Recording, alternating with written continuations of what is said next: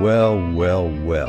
Gather round, folks. You're about to ride into a tale wilder than a Mustang on a moonlit night. Picture this: Dodge City, where the sun sets on the lawless and rises for the brave.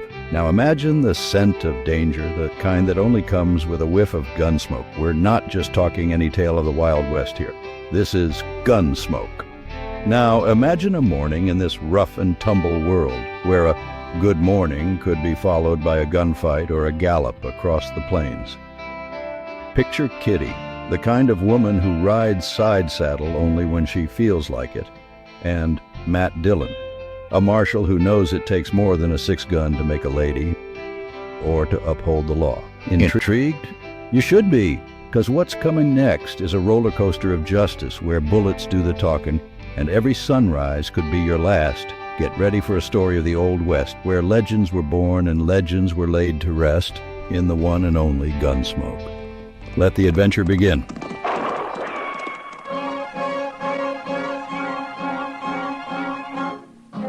Around Dodge City and in the territory on west, there's just one way to handle the killers and the spoilers, and that's with a U.S. Marshal on the smell of Gunsmoke.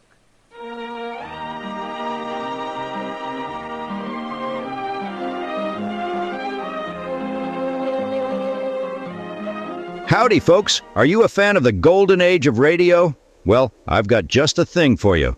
This here's a portable 1 terabyte hard drive, loaded with over 37,000 old-time radio classics. That's right, including more than 415 episodes of Gunsmoke.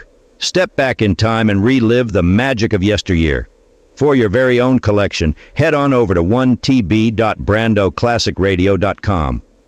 That's the number 1 and TB as in terabyte. Don't miss out on this journey through radio history.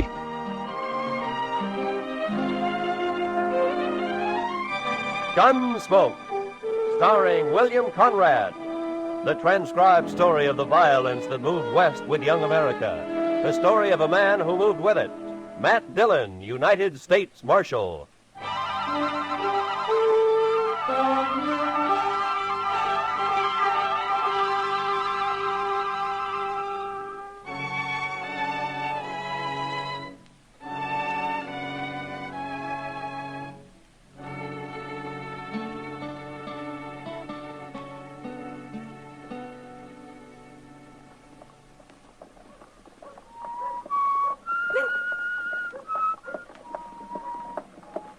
Good morning, Marshal.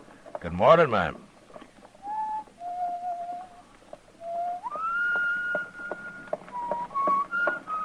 Kitty! Hello, Matt. I didn't see you sitting there. Well, I know. Sit down, sit down. There you are. How do you like my outfit? Ah, I never saw you in a riding skirt before, Kitty. You been riding side saddle? For the first time in my life. At least I know how to do it now, in case I'm ever called on to be a lady. Well, I know ladies who don't always ride side saddle. Sure. Like that female wildcat down in the Panhandle you told me about. What's her name? Oh, Belle Star? I bet she never rides side saddle. Oh, Belle Star's a lady, though. And everybody treats her like one. Even though she has to use a six-gun to make 'em do it. Maybe I ought to try that. Yeah, it takes more than a six-gun to make a lady, Kitty. That's a funny way of putting it. Well, that isn't what I meant. Dillon? Hello, Miss Kitty. How are you, Chester? Hey, I just come to the Longhorn there, Mr. Dillon. What, trouble, Chester? Not yet, but there's gonna be as soon as Art Long gets to town. Art Long? Well, he's always been a peaceful man. Isn't he one of those nesters out near Sam Baxton's ranch? That's him. But it's another one of them nesters who's talking up trouble. A fellow named Hoffer.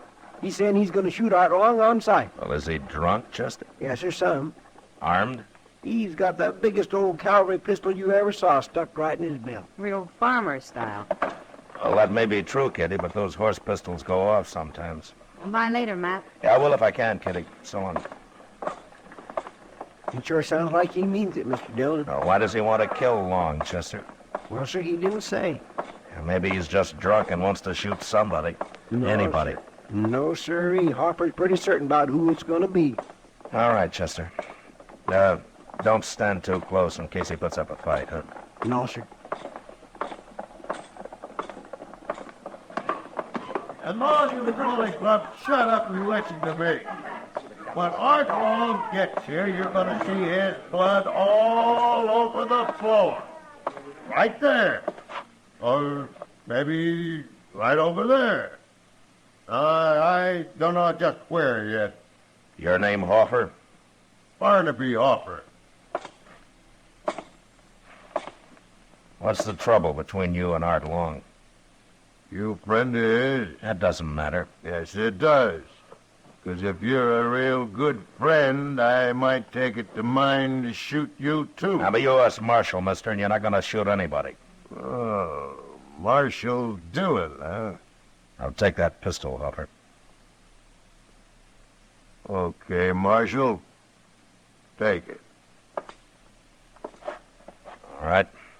Now tell me what this is all about. I don't need no pistol. He's got a knife, Mr. Dillon. Drop it, Hoffer. I said drop it. No, I'm gonna cut you again. Give me that knife back. You're kind of hard to convince, Hoffer.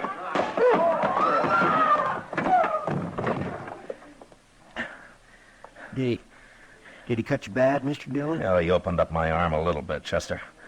I better go see Doc. You throw him in jail. Yes, sir, I sure will.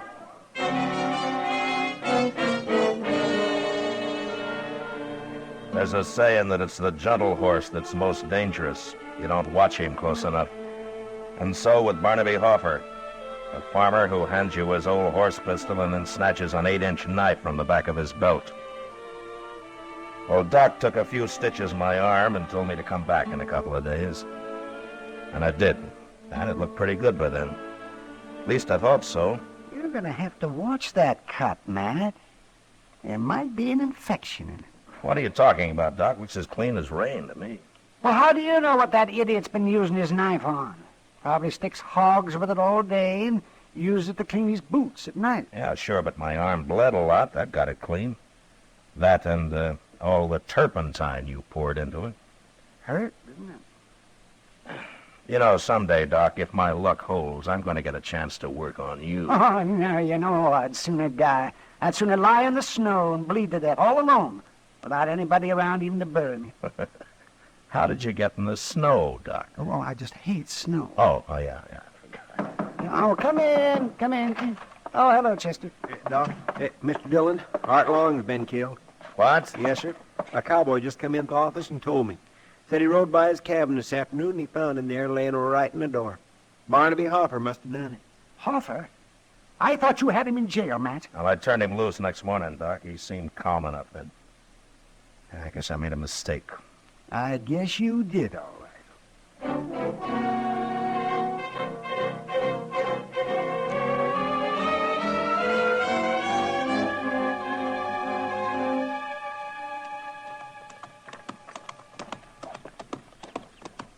Maybe we shouldn't have stopped to bury Art Long. Hoffer may be a long way from here, but now. We couldn't leave him lying there, Chester. No, sir, I guess not. Poor fella. Well, there's Hoffer's cabin. Yes, sir. Hey, we've done pretty good at that. It's hardly past daylight. Looks like his door's open. Yeah, then he must be inside. He wouldn't go off and leave his door open. No. Hey, wait a minute. Look over there, Chester. Why, it's him. Oh, he looks dead. Yeah, come on.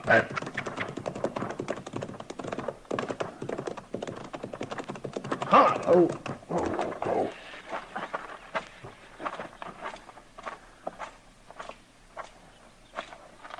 He's been shot, Mr. Dillon. With a shotgun. Just like Art Long. Well, he's still breathing. Hoffer? Hoffer? It's Marshal Dillon, Hoffer. Hey. Marshal. I'm tore all apart. Took a load of buckshot when I opened the door. Who did it, Hoffer? Did you see him? Sam Baxter. He did it. Sam Baxter? Who killed Art Long, Hoffer? Did you? Art Long. Is he dead? Yeah. Both of us dead? I don't want to die.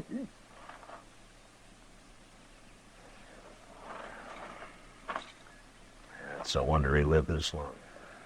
Gosh, Mr. Dillon, I just can't believe Sam Baxton done this. Why? Just because Baxton's a big rancher and pretty respectable? He's also a mean old devil. And these men are nesters. Come on, let's go find him, Chester.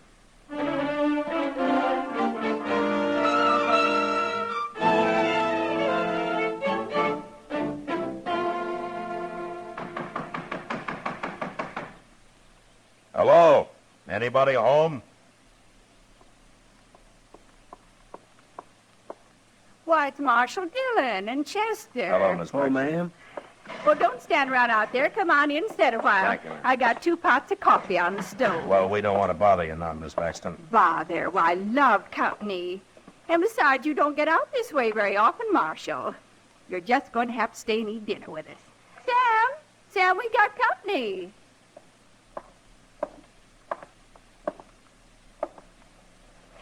Hello, Baxton. What are you doing here, Marshal? Why, Sam, that's no way to... Shut up, woman. Please, Sam, don't talk like that. Want to get whooped instead? Well, do you? No, Sam. I asked what you're doing here, Marshal. Yeah, I heard you. Well, say it out. We're busy around here. You know Art Long and Barnaby Hoffer? I know 'em. Dirty nesters. Well, they're both dead, Baxter. Good. Oh, no. They both got killed the same way. What do I care how they got killed, as long as they're dead? I'm going to tell you anyway, Baxton. Each of them, when he came out of his cabin first thing in the morning, was killed by a man waiting outside with a shotgun. Oh, you know all that. You weren't there. Barnaby Hoffer was still alive when we got there, Baxton. Still alive. He died pretty quick, but before he did, he told me who shot him. Did he? And who was that, Marshal? You? Oh, no. No, it couldn't be. I'm sorry, ma'am, but that's what he said. I'm going to have to arrest you, Baxton. Arrest me? On the word of a dead sodbuster? Who's gonna believe it? The court will decide that, but it's enough evidence to hold you on. What makes you think Hoffer wasn't lying? He knew he was gonna die, and it was his last chance to get me in trouble. That's what happened. You'll get a trial, Baxton. You can defend yourself there. Right now, you're going to jail. I'm charging you with 2 murders. But Art Long was dead. He didn't tell you nothing, Marshal. He and Hoffer were killed exactly the same way, ma'am. Looks like one man killed both of them. Come on, Marshal. If we're going to jail, let's go. And you stay out here, woman. I don't want you running into Dodge all the time I'm there. All right, Sam. And don't go talking your fool head off to everybody about this either. I won't. When we get this business over with, Marshal, I'm going to give you a lot of trouble. You're going to wish you never come near me.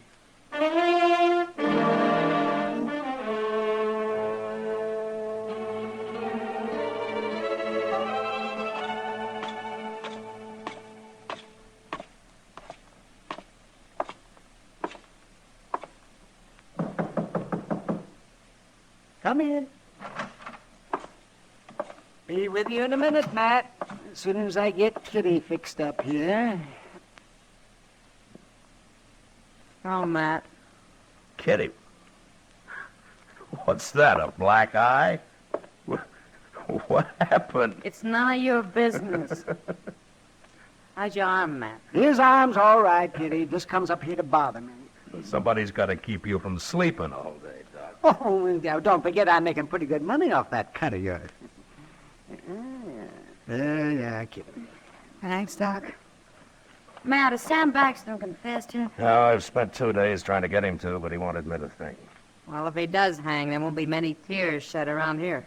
Yeah, there's Miss Baxton, Kitty. For some reason, she really loves him. Oh, that poor woman. I've seen how he treats her. Too bad you haven't got a son to stand up for her. Some kid about 8 feet tall. And he'd be about 8 feet tall if he was Sam Baxton's. Well, that man's tall as a tree. They still wearing that white hat of his? Yeah, the only time he takes it off is when he sleeps, Kitty. Then he puts it over his face. Be like sleeping under a horse blanket. No wonder he's so ornery all the time. Oh, come in. Well, come on in, friend. fellow downstairs told me I could find the marshal up here. What can I do for you, mister? I never been in Dodge City before, Marshal. I ain't even been in Kansas very long. I'm riding south. I got tired of that cold up north. Why, you're welcome here. I'm going on south. What I come to tell you was, there's a little creek runs out of Arkansas about 20 miles from here. Fellow told me it's called Ginger Creek. Here, that's up near Sam Baxton's ranch, man. It's on his ranch, according to him. What about Ginger Creek, mister? There's some fellow's got a little cabin there with a corral out in back. I don't know his name. Now, that'd be Jim Fowler. He's been homesteading there for about a year. No more he ain't. Well, what do you mean? I buried him myself early this morning. I come by and found him laying in the door of his cabin. He was dead, but still bleeding. Somebody's tore him plumb in two with a shotgun.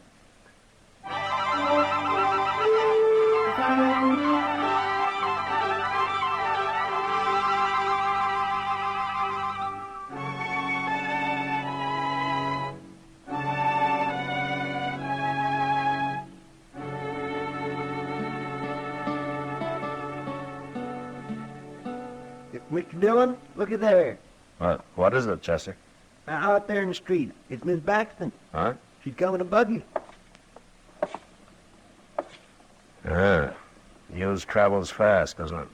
You gonna turn old Sam Baxton loose? Well, I don't have much to hold him on now, Chester. No, sir. Not with him right here in jail, and that last fellow was killed the same way as Art Long and Hopper. Shucks, I guess he was telling the truth after all. Yeah, it looks that way. Well, I'm glad for Miss Baxton anyway. I'll open the door for her. Well, morning, Miss Baxton. Hello, Chester. Come right on in, ma'am. Thank you. Hello, Miss Baxton. Marshal Dillon, I'm sure glad to see you this time. Well, I hope there aren't any hard feelings, ma'am. Oh, you was only doing your duty. I respect that. Oh, where's Sam? The cells are out back. Oh, you haven't turned him loose yet? No, ma'am. It's too bad about Jim Fowler, Marshal, being killed that way. But it was just like the others, wasn't it? The same man killed all three of them. And Sam was right here in jail. Well, I was just saying to Chester, news sure travels fast. How'd you hear about it so soon? It just happened this morning. What? One of our cowboys rode by there about noon, Marshal. He come straight to the ranch and told me about it. Would you let Sam out now? I'd like to get started for home. I'm sorry, Miss Baxton, but I'm going to have to hold him for a while yet. But why, Marshal? What for? Well, Mr. Dillon, a few minutes ago you said yourself. I said that he wasn't clear of this yet, Chester. You don't listen very close, Chester. Well, sure, I sure don't. Marshal, you said that whoever killed Hopper killed Art Long, since they was both shot the very same way. Well, I know I did, ma'am, but I've been thinking a lot about it, and I'm just not sure yet. Even with the same thing happening again this morning? Well, I got to admit that does make a difference, all right. I suppose if one more man got killed like that, I wouldn't have any case at all against your husband. But the way things are now, I got to hold him, ma'am. I'm sorry about it. Well, it's like I said, Marshal. You got to do your duty. Yes, ma'am.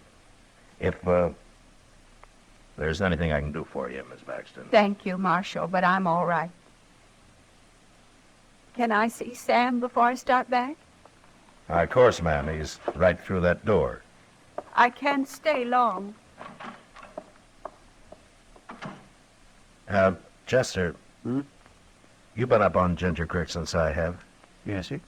Isn't there another nester there, not far from Jim Fowler's cabin? A couple of miles beyond there's one. I don't know his name, though. No, that doesn't matter. Chester, go get our horses, huh? And bring a horse for Sam Baxton, too. He's going to go up there with us.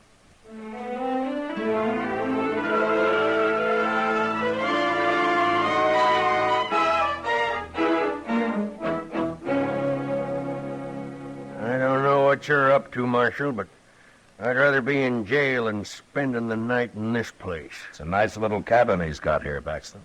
Yeah, you improved it some when you sent him into Dodge for the night. Almost daylight, Mr. Dillon. Okay, Chester.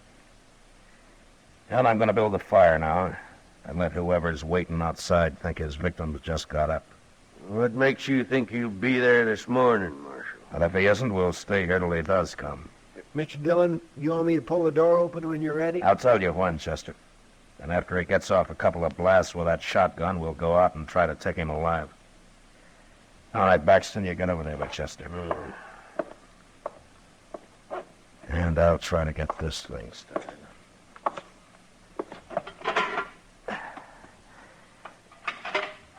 All we're gonna need is a little smoke going up through the chimney.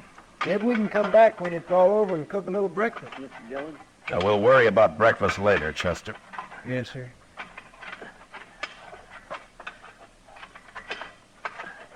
Here, Paxton, you stop that. What? Wait, he's got my gun, Mr. Dillon. You're standing in my way, Chester. Move!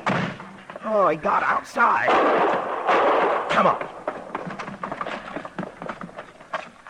Drop that gun, Baxton. I got him, Marshal. I hit him both times. Drop it, I said. All right. Oh, it's only helping out, Marshal. Look, he's laying right out there. Gosh, I'm sorry, Mr. Dillon. I never thought he'd try nothing like that. Walk ahead of me, Baxton. Oh, sure.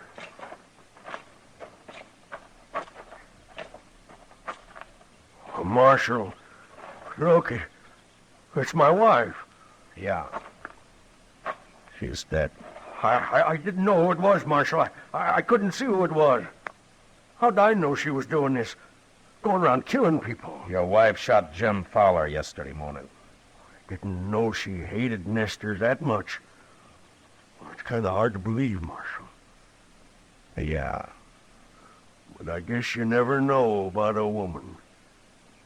Well, I can tell you about her, Baxton. Fowler's the only man she killed, and she didn't kill Fowler because she hated him. She did it because she loved you. What are you talking about? She was trying to cover up for you. Oh, wait a minute. She almost did it, too. She almost kept you from hanging. So she claimed one of your cowhands saw Fowler's body when I knew he'd already been buried. I had all the evidence I needed on her right then, Baxton. And the biggest mistake you made was killing her. I didn't know it was her. You knew. Well, what you forgot was that she'd have confessed to killing Wong and Hoffer. Why would she? Because she loved you. Besides, she couldn't have been punished any more for killing 3 men than for killing 1. You got it all figured out, ain't you, Marshal? Yeah, everything. Everything except how she could love a man like you. But then it's like you say. You never know about a woman.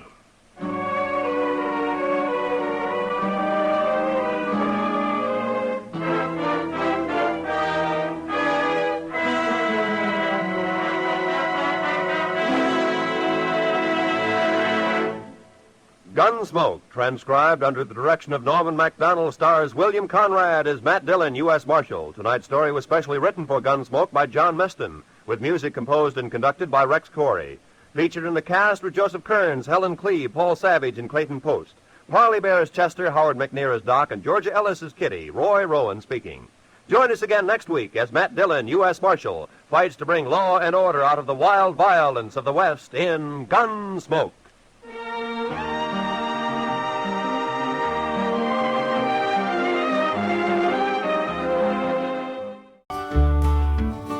Out in Dart City, where the wild winds blow, there's a tale of justice from long ago. A Marshal Matt Dillon, brave and bold, in the land of Gunsmoke, where stories are told. Gunsmoke in the air, tales of the West, where heroes and villains put to the test. Matt Dillon rides again under the sun, in the heart of Dart City, where justice is won.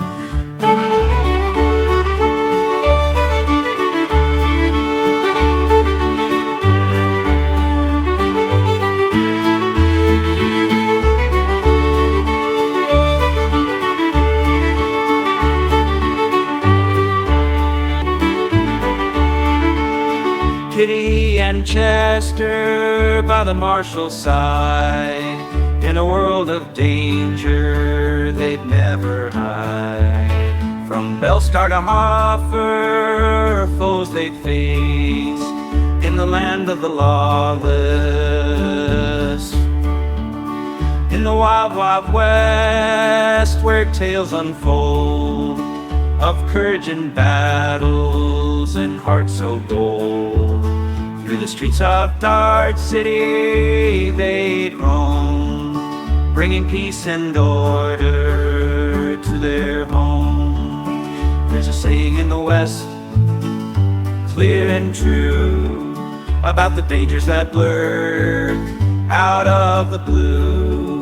But with a 6-gun and a badge so bright, Matt Dillon stood tall for what's right.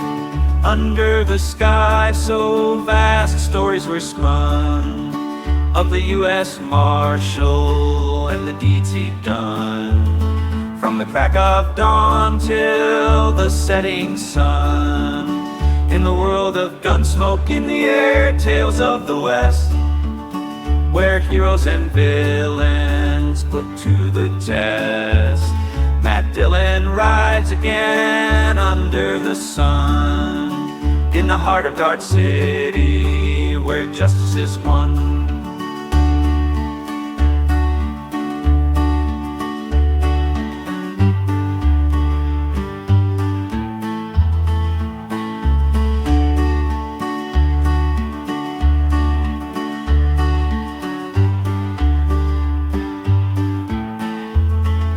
Land of the brave, where legends speak the story of Matt Dillon, forever unique. In the annals of time, his name will glow, the Marshal of Dart City, a hero we know.